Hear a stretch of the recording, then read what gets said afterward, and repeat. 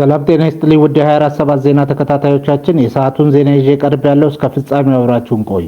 የምንለቃቸው መረጃዎች እንዲደርሳችሁ ላይክ፣ ሼር እና ሰብስክራይብ ማድረጋችሁ እንዳትረሱ በማለት ወደ ዜናው አለፍኩ። በሶስት ባንኮች ላይ ምዝበራ ፈጽመዋል የተባሉ ተጠርጣሪዎች በቁጥጥር ስር ዋሉ። የኢትዮጵያ ፌዴራል ፖሊስ በሶስት ባንኮች ላይ የ89.2 ሚሊዮን ብር ምዝበራ ፈጽመዋል ያላቸውን ግለሰቦች በቁጥጥር ስር መዋሉን አስታወቀ። ተጠርጣሪዎቹ ወንጀሉን የፈጸሙት ሐሰተኛ የባንክ ዋስትና ሰነድ በመጠቀም እንደሆነ ተገልጿል። ፖሊስ እንዳስታወቀው የጎደር ዋይን ትሬዲንግ ኃላፊነቱ የተወሰነ የግል ማህበር ስራ አስኪያጅ አቶ ጌታሁን መለሰ ከገዳ ባንክ የአገምሳ ቅርንጫፍ ስራ አስኪያጅ ከአቶ አብዲሳ ቶሎሳ ጋር በጥቅም በመሳጠር የቅርንጫፉን ፊርማና ማህተም ለወንጀል ተግባር ተጠቅመውበታል። በዚህም በገዳ ባንክ፣ በኦሮሚያ ህብረት ስራ ባንክና በኢትዮጵያ የንግድ ባንክ ላይ ከፍተኛ የገንዘብ ጉዳት ደርሷል ተብሏል። በኢትዮጵያ ህግ መሰረት ማንኛውም ተጠርጣሪ በፍርድ ቤት ጥፋተኝነቱ እስካልተረጋገጠ ድረስ እንደ ንጹህ ይቆጠራል። በመሆኑም ፖሊስ የደረሰበትን የጥቆማ ውጤት ለፍርድ ቤት በማቅረብ ክርክሩ የሚቀጥል ይሆናል። ባንኮች የውስጥ አሰራራቸው እንዴት ሊጣስ እንደቻለ እና የወንጀል መከታተል ስርዓታቸው ያለበትን ክፍተት እንደሚፈትሹ ይጠበቃል። ዋናው ተጠርጣሪ ከዚህ ቀደምም በሌሎች ባንኮች ላይ በፈጸማቸው መሰል ተግባራት ሲፈለግ የነበረ መሆኑን ፖሊስ ገልጿል። አሁን ላይ ምርመራ ተጠናቆ ለክስ መዘጋጀቱን አመልክቷል። የህግ ባለሙያዎች እንደሚጠቁሙት እንዲህ ያሉ መረጃዎች በባንክ ስርዓቱ ላይ ያላቸውን የህዝብ አመኔታ እንዳይቀንስ ባንኮች የዲጂታል ሰነድ ማረጋገጫ ዘዴዎችን በስፋት ተግባራዊ ማድረግ ይኖርባቸዋል። ፌዴራል ፖሊስ ህብረተሰቡ መሰል ድርጊት ሲመለከቱ በ991 ጥቆማ እንዲሰጥ ጥሪውን አስተላልፏል። አዋሽ ኢንሹራንስ የኢትዮጵያ አየር መንገድ ተጓዦችን የጉዞ የጤና ኢንሹራንስ ሽፋን አገልግሎት ለመስጠት የሚያስችለውን ስምምነት አደረገ። ስምምነቱን የኢትዮጵያ አየር መንገድ ቺፍ ኮሜርሻል ኦፊሰር አቶ ለማ ያዴቻ እና የአዋሽ ኢንሹራንስ ዋና ስራ አስፈጻሚ አቶ ጅባት አለምነ በትላንትናው ዕለት ተፈራርመውታል። በስምምነቱ መሰረት የኢትዮጵያ አየር መንገድ ተጓዦች የእጅ ስልካቸውን በመጠቀም ከኢትዮጵያ አየር መንገድ የሞባይል መተግበሪያ ላይ የጉዞ ኢንሹራንስ ሽፋን አገልግሎት እንዲያገኙ ያስችላቸዋል ተብሏል።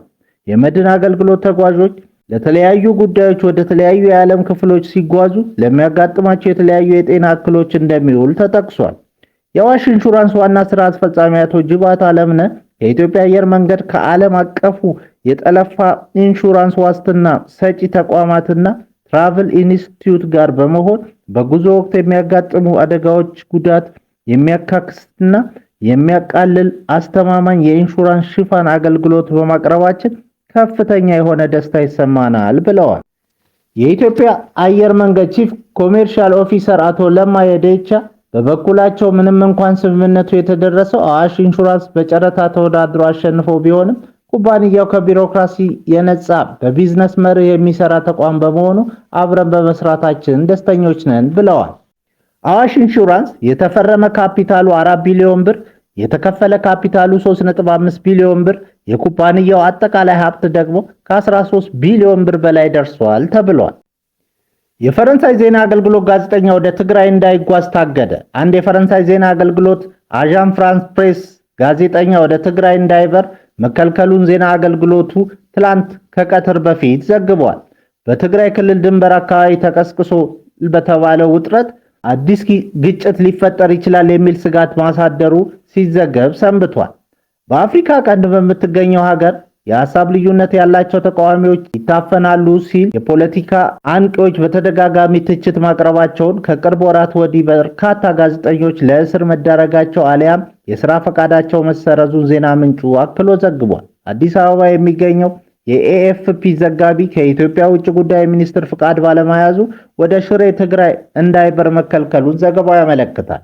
እንዲያም ሆኖ ክልከላው በተመለከተ ዛሬ ወይም ትላንት በስራ ላይ የዋለ አዲስ ህግ ነው ሲሉ በአዲስ አበባ አውሮፕላን ማረፊያ የጸጥታ ሰራተኞች ማስረጃ ሳያቀርቡ መግለጻቸውን የዜና ምንጩ ዘግቧል።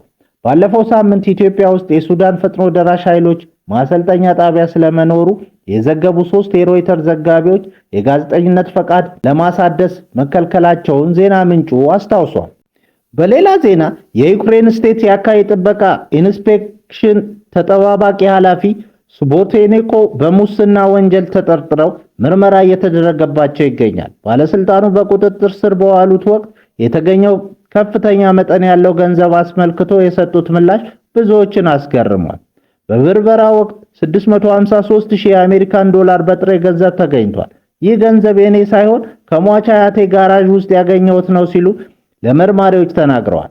የዩክሬን ጸረ ሙስና አካላት የገንዘቡን ትክክለኛ ምንጭ ለማረጋገጥ ምርመራቸውን ቀጥለዋል። በሱዳን ከኢትዮጵያ ጋር በሚያዋስነው ድንበር ላይ በሰው አልባ የአውሮፕላን ጥቃት አንድ ሰው ተገደለ። በኢትዮጵያና ሱዳን ድንበር አቅጣጫ ላይ በምትገኘው በሱዳኗ ኩርሙክ ከተማ ላይ ዛሬ በደረሰ የድሮን ጥቃት አንድ ሰው መገደሉን ባለስልጣናት ጠቅሶ የፈረንሳይ ዜና አገልግሎት ዘገበ። ጥቃቱ የተሰነዘረው በሱዳን ፈጥኖ ደራሽ ኃይላት ሳይሆን እንዳልቀረ ዘገባው አክሎ አስታውቋል። የሱዳን ባለስልጣናት ለዜና ምንጩ እንዳስታወቁት በሱዳኗ ናይል ግዛት ስር በምትገኘው ኩርሙክ ከተማ ድንበር ላይ በደረሰው የድሮን ጥቃት አንድ ሰው ሲገደል 8 ሰዎች ቆስለዋል። 16 የመኖሪያ ቤቶች ደግሞ ወድመዋል። የኩርሙክ ከተማ ገዢ በሰጡት መግለጫ ደግሞ ከጎርጎሮሲያኑ ሚያዝያ 2023 ጀምሮ ከሱዳን ጦር ኃይል ጋር እየተካሄደ ባለው ጦርነትና የሱዳን ፈጥኖ ደራሽ ኃይል አጋር የሆነው የሱዳን ህዝቦች ነፃ አውጪ ንቅናቄ ሰሜን አንጃን ለደረሰው ጥቃት ተጠያቂ አድርገዋል። የቀድሞ ልዑል አንድሪው ከእስር ተለቀቁ። የንጉስ ቻርልስ ሳልሳዊ ወንድም የሆኑት የቀድሞ ልዑል አንድሪው ለ12 ሰዓታት ያህል በፖሊስ ቁጥጥር ስር ውለው ከቆዩ በኋላ መለቀቃቸውን የብሪታንያ መገናኛ ብዙሃን በከፍተኛ ትኩረት እየዘገቡት ይገኛሉ። የቀድሞ ልዑል የታሰሩት በመንግስት የሥራ ኃላፊነት ላይ ያሉ ያልተገባ ተግባር ፈጽመዋል በሚል ጥርጣሬ ነው። ይህም ከሟቹ ጄፍሪ ኤፕስቲን ጋር በነበራቸው ግንኙነት ሚስጥራዊ የንግድ መረጃዎች አሳልፈው ሰጥተዋል ከሚል ክስ ጋር የተያያዘ ነው። አንድሪው በኖርፎልክ ከሚገኘው አይልሻም ፖሊስ ጣቢያ በዝግ ተሽከርካሪ ወጥተዋል። በወቅቱ በነበረው ፎቶግራፍ ላይ በመኪናው ኋላ ወንበር ጋደም ብለው የታዩ ሲሆን ፊታቸው ላይም ከፍተኛ ድንጋጤ ይነበብ እንደነበር ተገልጿል። ንጉስ ቻርልስ ሕግ የራሱን መንገድ መከተል አለበት በማለት ወንድማቸው በመታሰራቸው የተሰማቸውን ጥልቅ ስጋት ገልጸዋል። ፖሊስ ምርመራው ገና ስላልተጠናቀቀ በክትትል ስር እንዲለቀቁ ማድረጉን ገልጿል። የ66 ዓመቱ አንድሪው በዘመናዊ የብሪታንያ ታሪክ በፖሊስ ቁጥጥር ስር የዋሉ የመጀመሪያው ከፍተኛ የንጉሳዊ ቤተሰብ አባል ሆነዋል። የአሜሪካ ጦር በዚህ ሳምንት መጨረሻ ኢራንን ለመምታት መዘጋጀቱ ተሰማ። ዋሽንግተን ቴህራንን በሳምንቱ መጨረሻ ቀናት ለመምታት ዝግጅት ማድረጓን ለጉዳዩ ቅርበት ያላቸው ሰዎች ነግረውናል ብሎ የዘገበው CNN ነው። ፕሬዝዳንት ዶናልድ ትራምፕ ግን የመጨረሻው ውሳኔ አለመስጠታቸው በመረጃ ተጠቅሷል። የአሜሪካ ብሔራዊ ደህንነት ከፍተኛ ባለስልጣን በትላንትናው ዕለት በዋይት ሃውስ ተገኝተው በኢራን ጉዳይ ላይ ውይይት ማድረጋቸውም ተነግሯል። ትራምፕ ከኢራን ጋር ስላደረገው ድርድር ሁኔታ ከልዩ መልእክታቸው ስቲቭ ዊትኮቭ እና ከአማቻቸው ጃሬድ ኩሽነር ማብራሪያ እንደተሰጣቸው በመረጃው ተነስቷል። አሜሪካና ኢራን ያደረጉት ትራምፕ ቀይ መስመር በሚሏቸው ጉዳዮች ላይ አሁንም ከስምምነት አለመድረሱ ተዘግቧል። በተጨማሪም አሜሪካ በሶሪያ የቀረዋትን ወታደሮች ልታስወጣ ተነግሯል። ዋሽንግተን ከሶሪያ ወታደሮቿን በሚቀጥሉት ጥቂት ወራት ውስጥ ለማስወጣት መዘጋጀቷ የዋይት ሃውስ ምንጮች ነግረውናል ብሎ ቢቢሲ ጽፏል።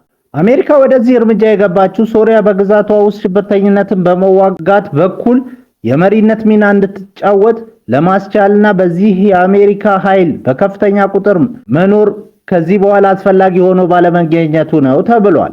የአሜሪካ ወታደሮች የአይኤስ ተጽዕኖን ለመግታት የጸረ ሽብር ዘመቻ አካል ሆነው ባለፉት 11 ዓመታት በሶሪያ ውስጥ መቆየታቸው መረጃው አስታውሷል። በዚህ ዓመት መጀመሪያ አካባቢ በሶሪያ ከሚገኙ 2 የጦር ሰፈሮች የአሜሪካ ወታደሮች ለቀው መውጣታቸውም ተጠቅሷል። አሜሪካ ከሶሪያ ቀሪ ወታደሮቿን ለማስወጣት የወሰነችው ከኢራን ጋር የገባችው ፍጥጫ እየተካረረ ባለበት አጋጣሚ ነው። ክቡራን አድማጮቻችን ለሰዓቱ ያልናቸውን ዜናዎች በዚህ እናበቃለን።